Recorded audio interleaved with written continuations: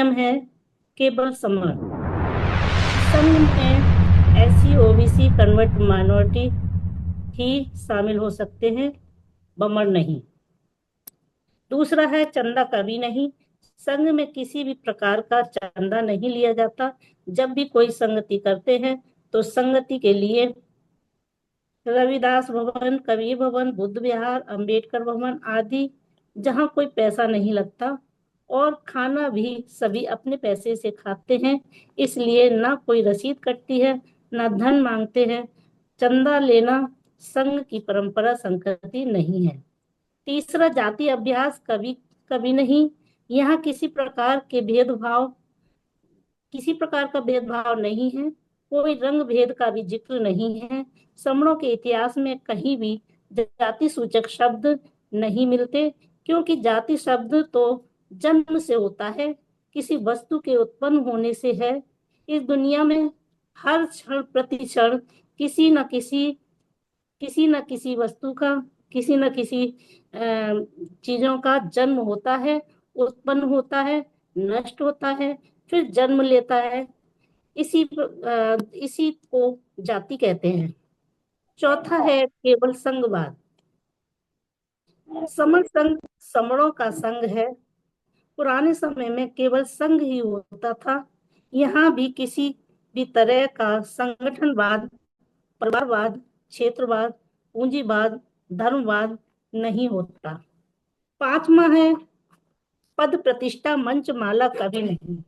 आज के समय में लाखों तरह के पद बनाए जाते हैं, बनाए हुए हैं। यहाँ तक कि धार्मिक लोग भी पद लेकर चलते हैं।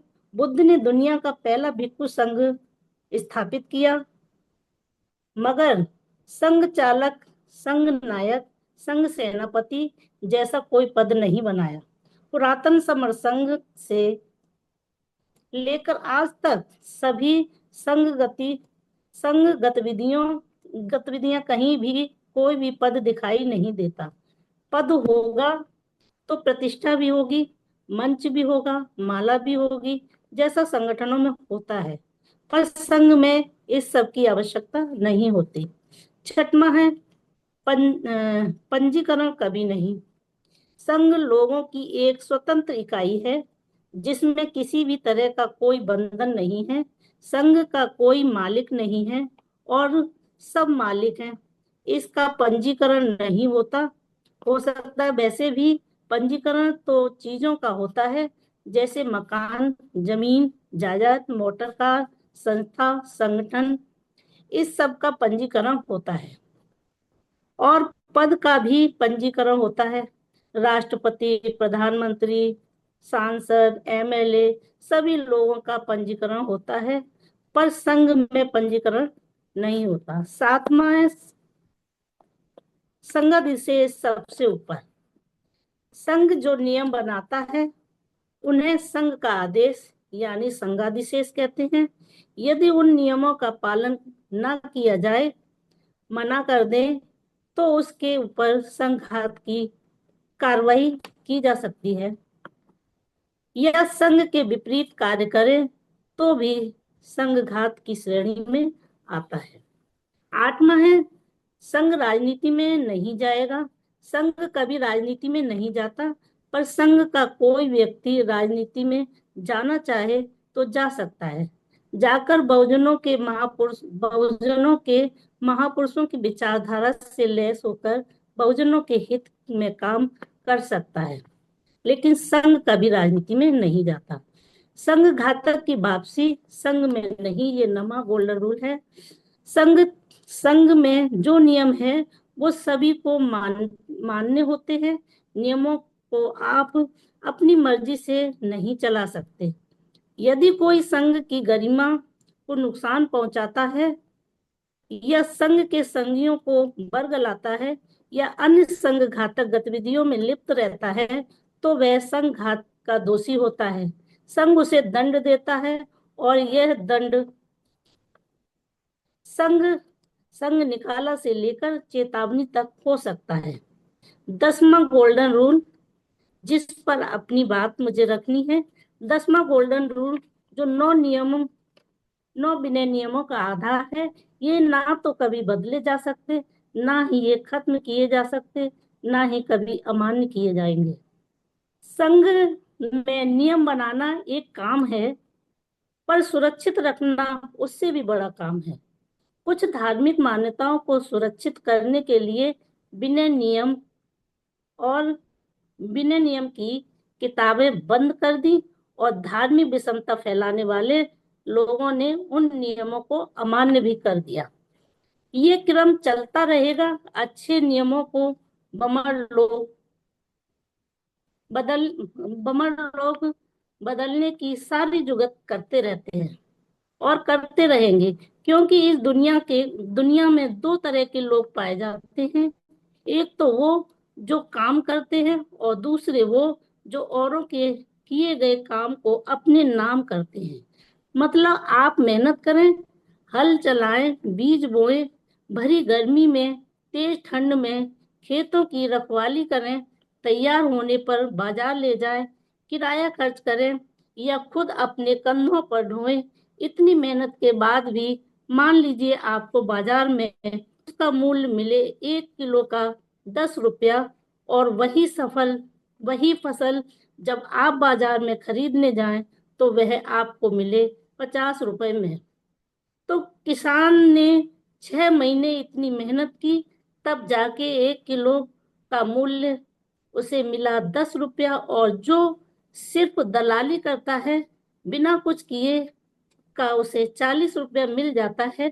क्योंकि नियम नियम ही ऐसे बना लिए हैं। सही नियम बदल दिए, सही नियम अमान्य कर दिए, सही नियम खत्म कर दिए। जब जब सम्यक नियम बदले गए, अमान्य किए गए, खत्म किए गए, तब तब समर लोगों का नुकसान हुआ है। फिर चाहे त्रिपिटक के नियम हो, चाहे संविधान के नियम हो, जो बुद्ध से लेकर डॉक्टर अंबेडकर ने जबकि बुद्ध से लेकर डॉक्टर अंबेडकर तक बनाए गए, जबकि बुद्ध ने कुछ ऐसे नियम बनाए जिनको बादित्य नियम कहते हैं, जो अमर अजर नियम हैं, जिन्हें बदला नहीं जा सकता। डॉक्टर अंबेडकर जी ने जो 9वीं सूची बनाई, जिसमें ये नियम सुरक्षित हो जाते हैं, ऐसे ही ये 10 नियम सुनहरे नियम हैं, जो अमर नियम हैं। इन नियमों पर चलने वालों के बच्चे अवश्य ही सुखी रहेंगे, सामाजिक सुरक्षा मिलेगी, कोई खोई हुई संपत्ति मिलेगी, वैभव ऐश्वर्य फिर फिर से प्राप्त होगा, सम्राट अशोक जैसा महान राज होगा, और दुनिया में फिर से भारत की इज्जत होगी। संघ सब कुछ कर सकता है, क्योंकि ये समणों का संघ है। दुनिया में जितने भी संविधान हैं, वे शुरुआत में अच्छे लोगों ने अच्छी नीयत से बनाए, पर कुछ समय बाद बुरे लोगों ने उनके नियम बदल दिए, जिससे अच्छा संविधान खराब हो गया। जबकि पुराने संघ में हर 15वें दिन उपोषण पातिमोक्ष होता था, जिस जिसने संघ के नियमों जिसमें संघ के नियमों में यदि किसी तरह का बदलाव किया हो, या सुनने में बदलाव हो गया हो, तो ठीक किया जा सके। वही सब नियम संघ में लागू है। जब तक इन नियमों का अभ्यास चलता रहेगा, तब तक ये 10 गोल्डन नियम काम करते रहेंगे। आपने देखा होगा, जानवरों को, मधुमक्खियों को, परिंदों को, बुद्धिजीवियों को, नौकरी पेशा वालों को, सेनाओं को, वृद्धों को, और देशों देशों को भी, जो सेनाओं को देशों को संयुक्त राष्ट्र संघ की स्थापना करनी पड़ी, और समणों का तो संघ पैदाइशी हक है। बुद्ध ने आदेश दिया, संघं शरणं गच्छामि। संतों ने आदेश दिया, साधु संगत करो, संगीति करो। बाबा साहब अम्बेडकर ने कहा, ऑर्गेनाइजर ऑर्गेनाइजर यानी संघ में आओ, संग संग रहना। बाबा साहब अम्बेडकर ने 1927 में समता समाज संघ बनाया। उसके बाद लोगों ने संघ को तोड़कर 29 लाख संगठन बना दिए, यानी 29 लाख टुकड़े कर दिए। जबकि चोर, हत्यारे, लुटेरे, डाकू, अपराधी, पापी भी गिरोह में यानी संग संग रहते हैं। तो फिर बहुजनों के इतने टुकड़े क्यों हो गए? अतः हमको बिना सोचे समझे दुनिया का सबसे पुराना प्राचीन समर संघ में तुरंत आ जाना चाहिए। संघ ही आपके बच्चों को बचाने की गारंटी लेता है। पहले भी हमें संघ ने बचाया था। हमारा प्राचीन वाक्य भी यही है, संगे शक्ति, संघ में ही शक्ति है। गर्व से कहो, हम समर हैं और जन्मजात समर हैं। संगम नमामि, संगम नमामि, संगम नमामि। मेरे वक्तव्य में कोई त्रुटि हुई हो तो संघ मुझे क्षमा करे, क्षमा करे, क्षमा। बहुत बहुत हाँ, साधुवाद बहन जी आपका। बहुत बहुत बहुत बहुत साधुवाद मनोरमा बहन जी। बहुत बहुत साधुवाद बहन जी। तो भी साधुवाद। बहुत बहुत साधुवाद।